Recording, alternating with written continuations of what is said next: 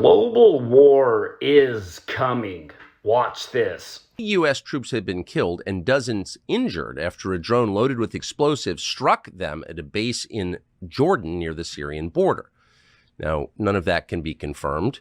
The details, anyway, the location of the attack, and there's some question about whether that's true, but there is no question that American troops were killed yesterday. And the reaction to that, mixed with sadness, was highly political, in fact, even strategic. Within moments of this news breaking, Lindsey Graham, the Republican senator from South Carolina, called for blood. Quote, "Hit Iran now. Hit them hard," he tweeted. Nikki Haley, of course, piled on. Here's what she posted to X. Quote, "As a military spouse, my heart breaks for the families who lost loved ones. This shows the barbaric nature of our enemies in Iran, and it shows that they would not be attacking our troops if Joe Biden weren't so weak in his treatment of Iran. We should retaliate with full force, the full force of American strength. It's the only way to prevent further war. If we do not, these attacks will continue." Interesting. All of this came immediately. They were joined by Wes Clark, the former presidential candidate and commander of NATO, and buffoons like John Cornyn, who apparently is a senator from Texas, etc., all saying the same thing. Let's go to war with Iran. They all said this in both sides. Here's Nancy Pelosi on CNN telling you yesterday that anyone who is not for this, who would like, say, a ceasefire between Israel and Hamas, is working for Vladimir Putin. For them to call for a ceasefire is Mr. Putin's message. Mr. Putin's message. Make no mistake, this is directly connected to what he would like to see. Same thing with Ukraine. It's about Putin's message. I think some of these protesters are spontaneous and organic and sincere.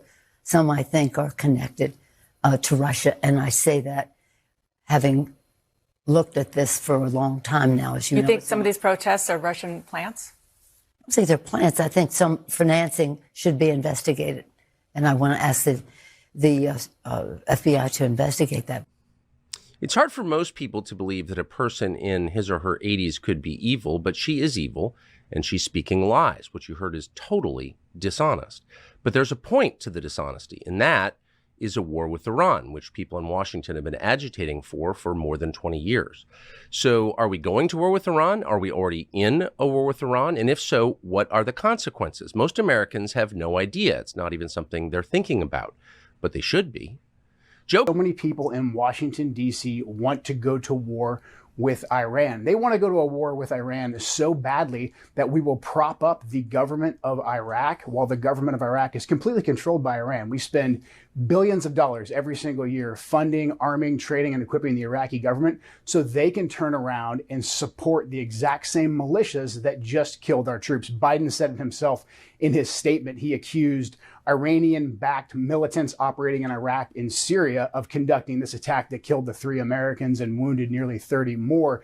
That is nothing short of saying the Popular Mobilization Forces, which is part of the Iraqi military that we support. So if you look at just the full scope of the way that we have arranged ourselves in the Middle East, who we're supporting and where our troops are, there's no other logical conclusion other than the fact that we have left them there as bait to be killed by Iranians at the time and place of their choosing so that we can continue to escalate towards a conflict with Iran. And like you said, there was a very coordinated series of talking points that came out almost immediately that we need to go and strike back against Iran. And look, we do need to strike back. We can't just let this go unanswered. But if we start taking strikes inside of Iran itself, that is exactly what the Iranian regime wants. They will benefit from that. If we start attacking Iran the way that we attacked Iraq, the way we attacked Afghanistan, then the Iranian government, the Iranian mullahs, the Ayatollah, the people will rally around them in support. We should be taking calculated strikes back at Iranian proxy groups for self-defense,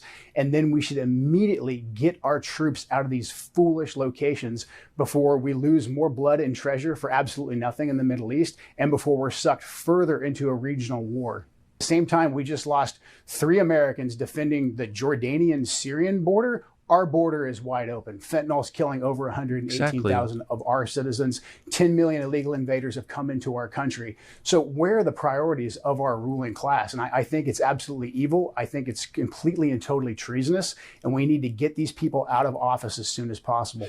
A lot of this is literally the gambler's fallacy. There's a lot of people who think, hey, if we just keep trying, if we keep attempting to spread freedom through the barrel of a gun and trillions of US dollars, this time it's going to work. Let's just double down. And this is, well, how really nice casinos are built in Las Vegas off of this exact same mentality. So I think that combined with the financial interest from Lockheed Martin and every single defense contractor and, you know, putting someone like Lloyd Austin as the Secretary of Defense who's still on the board at Raytheon, I think that factor with that mentality and people not being able to admit that we got this wrong and then making adjustments to our policy, I think that gets us in this current situation because it's actually challenging to thread the needle. Like, where do we go from here? We can't just let the Iranians attack and kill our people. Right.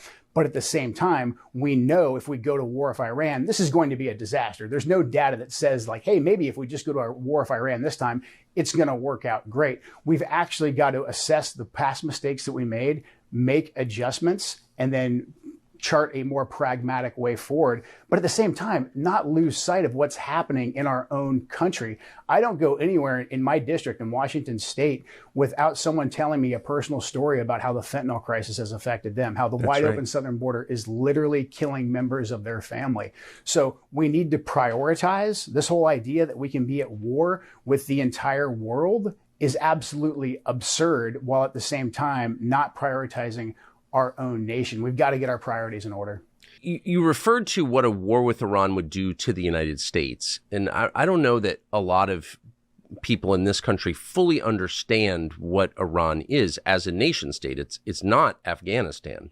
What do you think the immediate and then longer term effects of a war with Iran would be on the United States?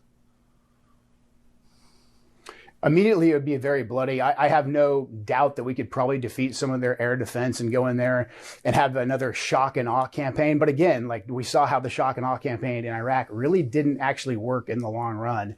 So I have no doubt that we'd have some immediate results that people would cheer about here in the United States.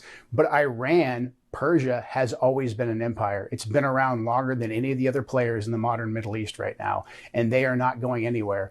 And right now, Iran has a lot of internal problem. They have a lot of internal strife with the Ayatollah and that government that's only been in power since 1979. But again, if we start conducting strikes in Iran, everyone in Iran will rally around their leader and they will become even more revolutionary. And then we will have Iranian proxies throughout the entire region that will be conducting attacks just like we had in Jordan. And really, in the long term, Tucker, the axis that has been built really since Putin invaded Russia and we decided that since Putin invaded Ukraine and we decided we were going to throw this massive sanctions package at them, China has come in as a major player and we are deeply compromised by China. They control a lot of our economy. They control global manufacturing. They're deeply embedded in Wall Street. And they've also made deals with the Iranians. They want access to Iranian petro, not to mention the fact that Biden killed off U.S. energy independence and now he's going after LNG, and the world's biggest LNG exporters are Iran, Russia, and Qatar. So this axis would become very powerful.